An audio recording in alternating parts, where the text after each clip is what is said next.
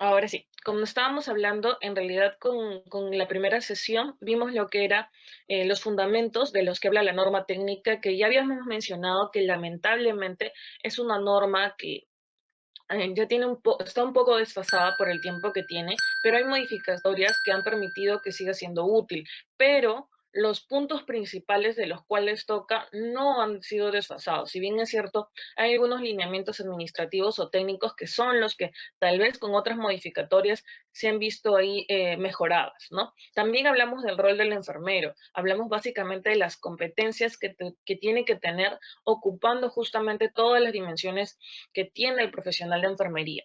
Y el día de hoy vamos a ver la parte que es más práctica, por eso que van a ver poco texto, más imágenes, y la idea es que ustedes allí donde se encuentren, tal vez no va a haber una interacción en este momento, pero quiero que básicamente muchas de las cosas que voy a mencionar, muchas de las ideas que voy a mencionar, ustedes la vayan viendo a través de las imágenes y vayan de esa manera poder experimentar cada uno de los procedimientos que se tiene que hacer.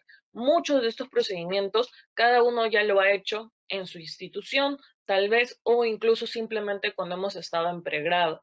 Entonces, no varía mucho, pero siempre es importante recordar, en especial, algunas contraindicaciones. Es importante mencionar cuál es el procedimiento correcto, y bueno, darle énfasis a aquellos que son más relevantes dentro de los servicios de emergencia. Bien, sin más hablaremos de estos procedimientos.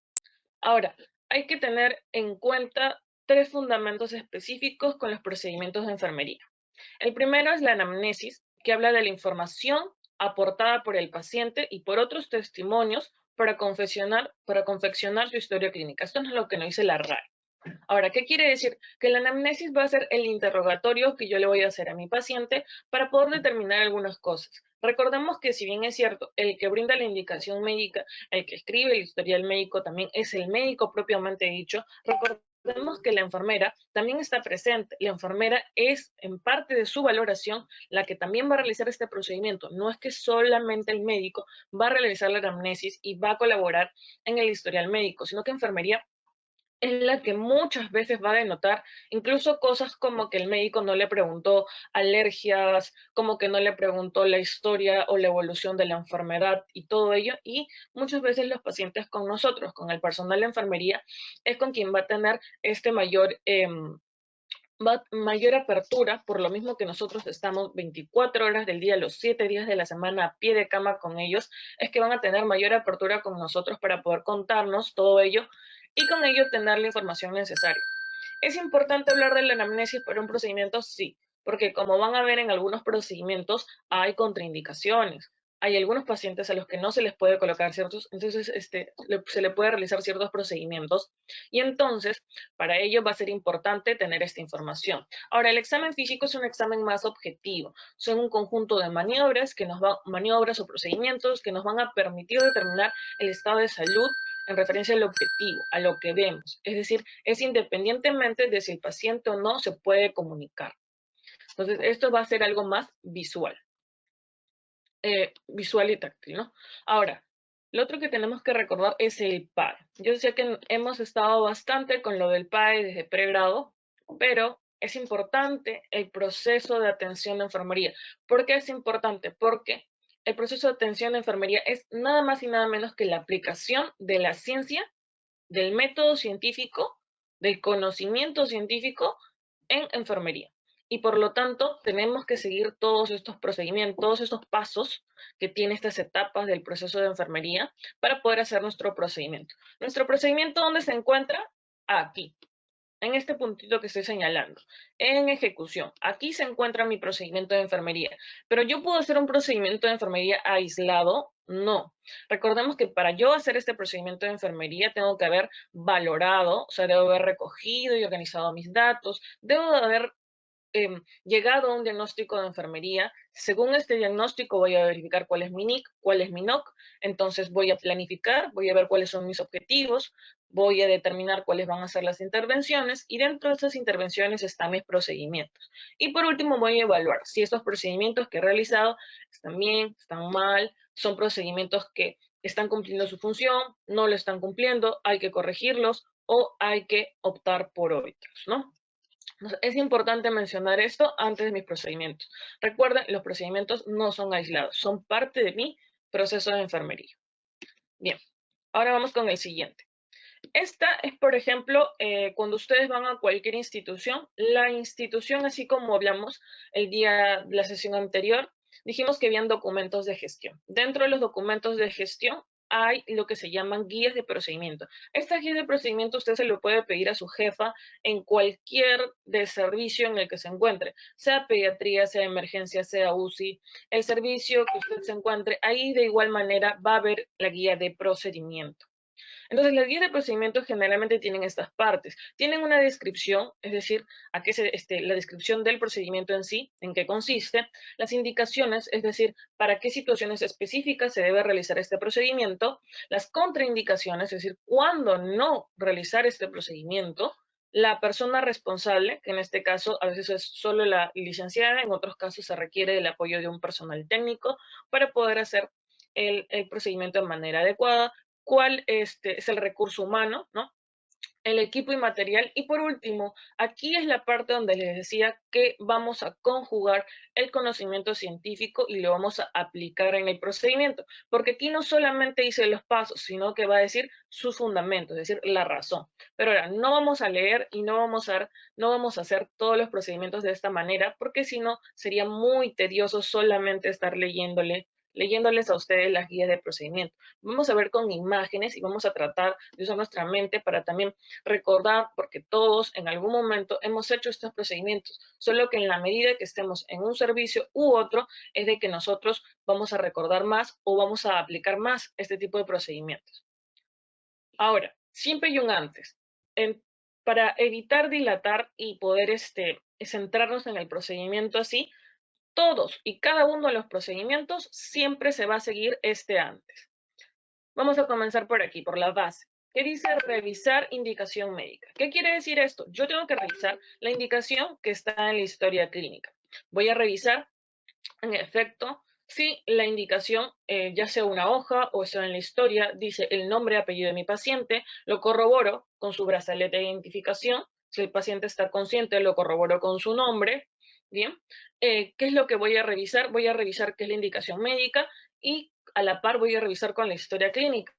Por ejemplo, si es un paciente de trauma, un paciente que sufrió un accidente de tránsito y que evidentemente la parte de la cara, por ejemplo, se encontrara dañada y me dicen, colócale una sonda nasogástrica.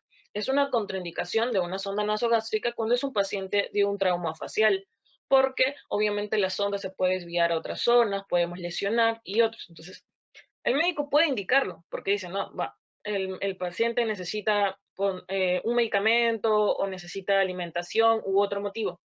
Pero nosotros estamos allí para, como profesionales autónomos e independientes, justamente verificar la indicación y decirle al médico, doctor, el paciente es un paciente de trauma, entonces revise la indicación, por favor, y obviamente cambiará esta indicación. Entonces hay que revisar y hay que corroborar que efectivamente corresponda al paciente en cuestión.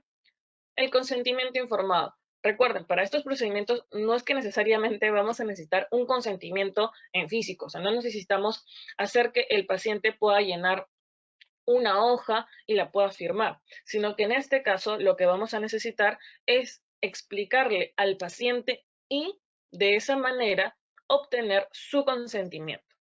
¿Cómo vamos a hacer en este caso? Vamos a explicarle, por ejemplo, la forma en la que yo generalmente hago es acercarme a mi paciente y decirle, ¿no? Por ejemplo, buenos días, señor Pérez, mi nombre es Ángela Madueño, soy licenciada de enfermería y tenemos que realizarle el procedimiento de una sonda nasogástrica.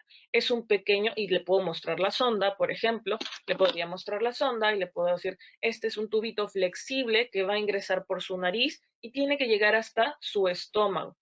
Este tubo se lo vamos a tener que colocar para que pueda alimentarse, porque como ahora usted está débil, no puede comer por sí solo y necesitamos que usted se alimente para que pueda recuperarse e ir pronto a casa.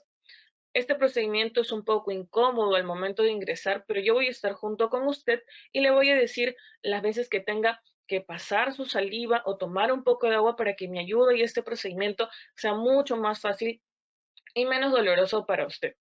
Entonces, ahí le estamos informando cuál es el procedimiento, cuál es el beneficio que va a obtener, cuál es el riesgo, entre comillas, porque no le vamos a mentir y decirle que es un procedimiento totalmente indoloro, porque a los que nos han colocado alguna vez una sonda nasogástrica, sabemos que lamentablemente es un procedimiento que es un poco o hasta bastante traumático dependiendo de los intentos que se realicen. Entonces le vamos a decir, está bien, y obviamente el paciente nos va a afirmar, va a asentar o nos va a decir que no desea. En todo caso, hay que ver el estado de salud mental del paciente para poder determinar con ello si podemos hacerlo pese a ello o no. De esto también ya nos ocuparemos un pedacito la siguiente sesión, donde también vamos a hablar de aspectos éticos y legales. Pero aquí lo que queremos es que el paciente nos dé su consentimiento. Lo siguiente es el lavado de manos.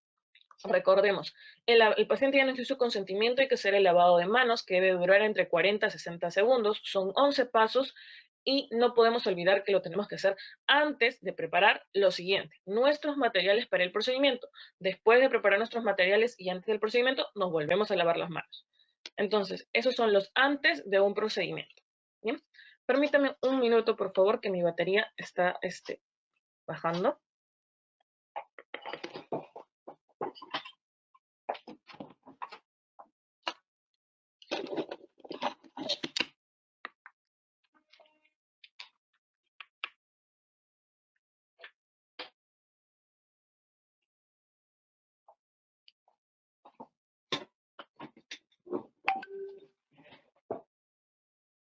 Bien, ahora continuamos. Entonces, hemos hablado que reviso mi indicación médica. Hablo con el paciente y verifico el consentimiento informado. El lavado de manos antes de preparar los materiales, después de preparar los materiales y antes, obviamente, del procedimiento. Ahora, veamos. Lo primero que tenemos es la oxigenoterapia. Es el primer procedimiento del que vamos a hablar y creo que es uno de los más relevantes dentro también del campo de los servicios de emergencia. Creo que es una de las emergencias más frecuentes que también se tienen. Entonces, en la oxigenoterapia vamos a tener que tenemos de bajo flujo y de alto flujo. En la oxigenoterapia de bajo flujo vamos a tener estos tres dispositivos, de los cuales ya los conocemos, pero hay que tener en cuenta ciertas condiciones. Esta es nuestra cánula nasal o cánula binasal, porque obviamente va en ambas narinas. En este caso es como aquí se está mostrando, es la forma en cómo yo debo colocar la cánula nasal o binasal a mi paciente. En este caso siempre debo verificar la permeabilidad de las narinas, que son estos orificios que tenemos aquí en las fosas nasales. Entonces hay que verificar la permeabilidad porque recordemos que en este caso, debido a cuestiones de higiene, debido a cuestiones de salud, puede pasar que estas fosas nasales no se encuentren del todo permeables y no nos ayuden. Este dispositivo de acá, como pueden ver, son orificios que son muy pequeños. Entonces, si hay secreción nasal compactada, ¿no?, por decirlo de alguna forma, entonces eso muchas veces tapa ese orificio. Entonces, si de por sí el mecanismo de la oxigenoterapia de bajo flujo es que parte del oxígeno viene del dispositivo y otra parte viene del ambiente, porque el paciente de por sí hace las ventilaciones también, entonces hay que tratar de que sea eficiente. Por lo tanto, siempre hay que verificar que estas fosas nasales se encuentren permeables. ¿Cuál es el FiO2 al que vamos a trabajar con estas cánulas nasales? Vemos que es de 24 a 44% y vamos a ir subiendo. Es decir, vamos aquí con mi flujómetro. Con mi flujómetro vamos a ir viendo. Por ejemplo, aquí vemos que dice 0.5, 1, 2, 3, 4, 5 y aquí tenemos el 6. Ahora, ¿de cuánto dijimos que va? De 24 a 44. ¿Cómo sabemos? Es muy fácil. Yo siempre lo aprendo, creo que de 4 en 4, y por eso he marcado hasta aquí la línea. La flecha que indica verde es hasta donde avanzamos con mi cánula binasal. Entonces, nuestro flujo, si tenemos 1, ¿cuánto será? 24. Si tenemos 2, ¿cuánto será? 28. Si tenemos 3, será en este caso 32. Si tenemos 4, será 36. Si tenemos 5, será 40. Y si tenemos 6, será 44. Entonces, todo comienza de cuánto es mi FiO2 ambiental, 21. ¿Con qué voy a comenzar con mi cánula venasal? 24. Y de 24 voy aumentando de 4 en 4 por cada numerito en el flujo en mi flujómetro que esté colocando. Ahora, entonces, tengo que mi flujo puede ir desde 1 hasta 6 litros, pero en general las cánulas binasales ustedes van a ver que generalmente se usa hasta 5 litros. Porque si yo ya necesito en mi paciente para mantener una saturación dentro de los niveles normales, necesito más de 6 litros por minuto, entonces, en ese caso, ya mi cánula binasal no será el dispositivo más idóneo. ¿Qué voy a requerir? Una máscara simple, por ejemplo. Una máscara simple, ¿cuánto de FiO2 me da? Entre 40 y 60, dependiendo del flujo que yo le dé, que esté entre 5 y 6 hasta 8 litros por minuto. Como vemos aquí, en nuestra máscara, vemos en la paciente que es un poco más invasivo. En nuestra cánula nasal, cuando nosotros le hemos pedido el consentimiento informado y le colocamos esta cánula que le permite al paciente comer, por ejemplo, el paciente aquí puede comer sin ningún problema, no se va a ver afectado porque en ningún momento tiene que retirarse la cánula. Pero ¿qué pasa con alguien que está con una máscara simple? Tomemos en cuenta que es un paciente cuyo estado no es el mejor, para empezar, porque al requerir un FiO2 ya de 40, 60%, o sea, está requiriendo más para mantener un nivel de saturación adecuado. En ese caso, estamos hablando de que obviamente su capacidad para comer o, por ejemplo, el apetito que pueda tener va a estar disminuido.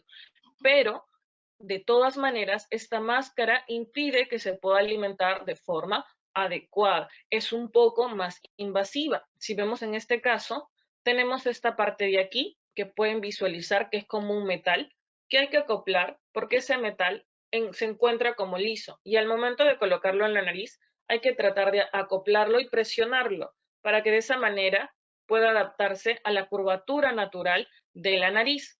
Las correas que tiene aquí, este elástico que tiene color verde, también hay que adaptarlo para que haya un buen cierre. Y esto hay que colocarlo también al flujómetro. ¿Cuánto era el FiO? De 40 a 60. ¿Cómo va a funcionar con nuestro flujómetro? Nos vamos a la flechita amarilla. Si lo pongo entre 5 y 6, voy a tener 40% de FiO. Si lo pongo entre 6 y 7, voy a tener 50% de FiO. Y si lo pongo entre 7 u 8, voy a tener 60% de FiO. Entonces, es así como va a funcionar mi máscara simple. Ahora, digamos que con esto aún no mantengo niveles de saturación adecuados. Entonces, ¿qué es lo que voy a ir con mi máscara de reservorio? Como podemos ver en esta imagen. Ahora, me va a brindar un FiO2 de 60 a 80%, incluso más. Como vemos en esta máscara de reservorio, vemos que acá tiene unas válvulas. No sé si pueden visualizar esto que estoy señalando aquí, de color blanco, son unas válvulas. Estos permiten reinhalación o no reinhalación. Generalmente, cuando no tiene, es de que esta manera se puede obtener, mejor dicho, un mayor porcentaje de FiO2. Ahora, cuando vamos a ver lo que respecta a la bolsa de reservorio, vamos a ver que esta bolsa se encuentra plana. Nosotros así plana la bolsa, no podemos colocarla al paciente.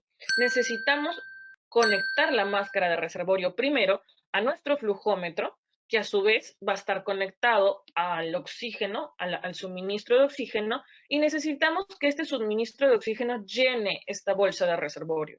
Entonces, punto muy importante cuando usamos una máscara con bolsa de reservorio. ¿Qué es lo primero que hago? ¿Lo conecto y lo pongo a mi paciente? No. Lo conecto, espero que el oxígeno suministrado infle la bolsa de reservorio y cuando esta ya se encuentre de esa manera, estaremos verificando que nuestro dispositivo está funcionando de manera correcta y después le vamos a colocar al paciente. ¿Cuánto nos brinda? De 60 a 80 y el flujo generalmente es de 10. Por eso acá está nuestra flechita rosa. Es el flujo que vamos a colocar. Ahora, muy importante, recordemos que dentro de nuestras fosas nasales también hay vellitos, vellosidades que van a permitir, o mejor dicho, van a impedir también que que se puedan filtrar partículas hacia las vías respiratorias altas, también parte de la función que tenemos en nuestras fosas nasales, y todo ello va a ser calentar el aire que ingresa, humidificarlo, o sea, permitir que pueda ingresar en las condiciones correctas. Entonces, ¿qué tenemos que conectar a esta parte de aquí? Ven esta parte de aquí, donde hay para enroscar. Ahí tenemos que conectar esto, que es nuestro humidificador, para que de esa manera no haya dolor, porque el oxígeno va a entrar húmedo, como si fuera de manera natural. Hay que tratar de simular lo más posible de la forma natural. Ahora, este humidificador, ¿con qué lo voy a llenar? ¿Con agua del caño? ¿Lo voy a llevar con cloruro? ¿Tal vez con dextrosa? No, lo tengo que llenar con agua estéril. Este pomito, ustedes ya están muy familiarizados, es como el del cloruro, pero es agua estéril. ¿Hasta dónde tengo que llenarlo? Esto también es muy importante, porque a veces hay pacientes con estos dispositivos largo tiempo y nunca los cambian. Y cuando ven esta parte de acá que dice lower, si el agua se encuentra por debajo de este nivel, que es de esta flechita fucsia, en este caso ya no va a realizar el proceso de humidificación. Entonces el paciente se puede quejar y me puede decir, señorita, licenciada, disculpe, lo que pasa es que me duele el aire que está ingresando, y literal, realmente el aire que ingresa sin humidificador es como que genera ese proceso de dolor en el paciente. Entonces siempre hay que verificar que esté por encima de la línea de mínimo. En otros dispositivos humidificadores tal vez no va a decir lower, va a decir mínimo, o va a simplemente tener una raya en la parte inferior, que es desde donde es lo mínimo que se debe llenar de agua. Y también tiene lo máximo, porque si colocamos mucho, ¿qué va a suceder? Cuando colocamos mucho, también incluso en estas partes de aquí, en esto, en el túbulo flexible que tiene, en este conector, es que a veces se puede llenar de agua si ponemos demasiada agua. Entonces, para evitar todo ello, incluso le puede llegar hasta las fosas nasales. Entonces, para evitar todo ello, hay que colocarlo en el nivel adecuado de agua. Ahora, estos son con nuestros dispositivos de bajo flujo. ¿Qué podemos hacer en el caso, por ejemplo, de nuestra máscara simple y máscara con reservorio? Si es un paciente que ya lleva tiempo con ello, que necesitamos alimentarlo por vía oral, lo que puedo tener a mano siempre es una cánula nasal. Lo pondré a 5 o 6 litros mientras el paciente come. Termina de comer y le volveré a poner su máscara simple o máscara con reservorio. Es la forma más fácil de yo poder evitar que el paciente se quede sin suministro de oxígeno mientras pueda recibir sus alimentos. Así que es una forma de cómo poder hacer con respecto a la máscara simple y la máscara con reservorio.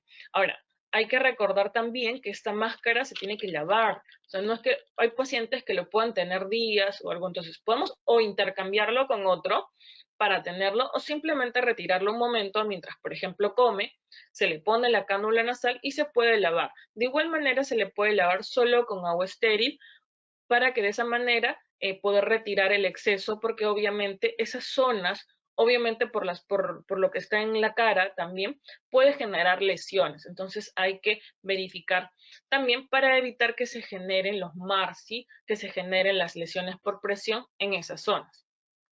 Ahora, esos son nuestros dispositivos de bajo flujo. Ahora, ¿qué sucede si yo necesito un mayor soporte? En ese caso voy a usar mis dispositivos de alto flujo que se usan dentro del servicio de emergencia. ¿Por qué lo menciono de esa manera? Porque en las áreas críticas tenemos las cánulas de alto flujo, que son otros dispositivos que se usan dentro de las unidades de cuidados críticos. Entonces, pero dentro de los servicios de emergencia, en los tópicos, vamos a encontrar esto, de los cuales todos ya estamos muy familiarizados, que son la máscara de Venturi, que me da un fío de 24 a 50%. En esta parte de aquí, vamos a verificar, disculpen, vamos a tener dos dispositivos porque tenemos muchísimas marcas, vamos a tener muchas marcas. En todo caso, la que comúnmente conocemos es esa. El tubo de Venturi es el que va a tener marcas para poder colocarlo allí. ¿Cuál es el FIO 2 a suministrar? Entre 24, 28, 30, 32, 50%. Y el flujo que va a ir es entre 3 o 15. No he colocado en sí cuál es el flujo que se va a colocar porque depende del fabricante. es de que va a ir este flujo. Por ejemplo, aquí tenemos verde y podemos tener blanco. En este caso de aquí tenemos por colores. En esta parte, en la máscara de Venturi, que viene por colores, en esta parte superior es donde nosotros nos va a decir cuál es el FiO2 que tiene y cuál es el flujo al que se le debe colocar. Entonces, no tenemos siquiera que remitirnos a nada más, solo tenemos que verificar en los tubitos de Venturi y de esa manera poder colocarlo. Ahora, la máscara de Venturi, como las otras, también tiene justo el detalle de que es un poco más incómodo para el paciente poder colocarlo. La forma de colocarlo también es distinta según el fabricante. Por ejemplo, aquí vemos que está la máscara simple, estamos colocando el tubito de Venturi, estamos colocando el tubo conector, ¿no? Y el dispositivo para humidificación, el de aquí, este de aquí, que nos permite una nidificación activa por el principio de Venturi e incorpora en esta parte de aquí, va a incorporar el aire ambiental con el oxígeno que está llegando, mezcla estos dos, mezcla mi oxígeno ambiental más mi oxígeno suministrado, lo mezcla por el principio de Venturi e ingresa hacia el paciente. Por eso justamente quien va a suministrar técnicamente casi todo el oxígeno va a ser el equipo. El paciente casi no tiene que hacer mayor procedimiento. Entonces, esto es lo que va a pasar. ¿Lo mismo sucede aquí? Sí, pero miren, tenemos todo este espacio antes de que suceda ello, porque mi tubo de Venturi está ¿dónde? Está aquí. Aquí está el dispositivo que permite, ¿no? Que permite el ingreso del aire ambiental. Aquí está mi tubo conector hacia el suministro de oxígeno. Pero igual, en todos los casos tenemos una máscara simple y nuestro tubo. Como les decía, la cantidad de flujo a suministrar para que nos dé a su vez esa cantidad de FiO2 va a ser variable y depende del fabricante. Ahora, estos son con los procedimientos de oxigenoterapia. Para los procedimientos de oxigenoterapia, es un procedimiento que lo puedo realizar, por ejemplo, con un guante limpio. Aparte de esto, el procedimiento de oxigenoterapia, tengo que realizar una valoración de la saturación antes de colocar el dispositivo de oxigenoterapia y después de colocar el dispositivo de oxigenoterapia para valorar si es adecuado. Por ejemplo, si tenía un paciente que tenía 90% con cánula nasal y vemos que a los 10, 15 minutos, a la media hora por lo menos, o vemos que va incrementando la saturación, entonces vamos viendo que va correcto. Pero en cambio, si tenemos un paciente con saturación de 90, vemos que ya está, a pesar de la cánula nasal, está en 88, 89 o simplemente se mantiene en 90, pese a que lo tenemos con un flujo de 6 litros, es decir, un FiO2 de 44, entonces veremos que no es suficiente y pasaremos a una máscara simple. Y así sucesivamente, si con cada uno de estos dispositivos podemos hacer ahora. Obviamente la indicación médica muchas veces va a obviar estos pasos porque evidentemente si es un paciente que lo tengo con una saturación de 88, 89, 90, preferentemente ya no iré con cánula nasal porque no voy a tener una respuesta tan alta. Tampoco con una máscara simple, probablemente irá con una máscara de reservorio o en todo caso, y si lo considera, una máscara de Venturi. Entonces, para mi oxigenoterapia es un proceso donde voy a suministrar oxígeno, ya sea de bajo, de alto flujo. Es un paciente que es un procedimiento en el cual tengo que realizar la medición tanto de la saturación como de las constantes vitales, vale decir también la frecuencia cardíaca y frecuencia respiratoria. Porque puede ser que esté mejorando la saturación, pero puede ser que la frecuencia respiratoria aún se mantenga alta. Quiere decir que si bien es cierto, está suministrando oxígeno, tal vez hay una hipoventilación, hay un proceso en el que tal vez los músculos respiratorios no están funcionando adecuadamente y eso nos está perjudicando. Entonces ya la causa no es oxigenatoria, sino tenía una causa física, ¿no? Entonces hay que valorar todo ello y todo ello recuerden dónde se debe registrar en mis notas de enfermería. Ahí debo registrar la hora, el dispositivo que estoy usando, ¿no? Por ejemplo, se coloca dispositivo de oxigenoterapia, por ejemplo, máscara Venturi, a un FiO2 de 50%, paciente satura 92%, frecuencia respiratoria 18 por minuto, ¿no? Que es lo más importante, pondré ahí las siguientes constantes vitales y luego haré otra nota de enfermería verificando cómo me va con este dispositivo de oxígeno terapia. Ahora, vamos con otro procedimiento que también va por ahí, que son la aspiración de secreciones. No hay mejor imagen, creo que esta, aunque justamente es un dibujo, una imagen precisa de cómo hacer mi aspiración de secreciones. Ahora, la aspiración de secreciones yo la tengo que realizar en, diferentes situaciones. En algunos casos, por ejemplo, es cuando hay un exceso de secreción, ¿no? Hay un exceso de secreción que el paciente no lo puede expulsar por sus propios medios, porque pueda estar inconsciente, porque no hay suficiente fuerza, ¿no? O porque hay una producción incluso excesiva, puede ser secreciones bronquiales, puede ser saliva. Entonces, tengo que usar mi dispositivo de aspiración de secreciones. Voy a ver que tengo en el hospital, voy a tener de dos tipos. Uno que está aquí empotrado y otro que lo vamos a tener portátil. Este portátil puede ser así de piso, que es el que vemos en esta imagen, ¿no? O puede ser este otro portátil que es de mesa.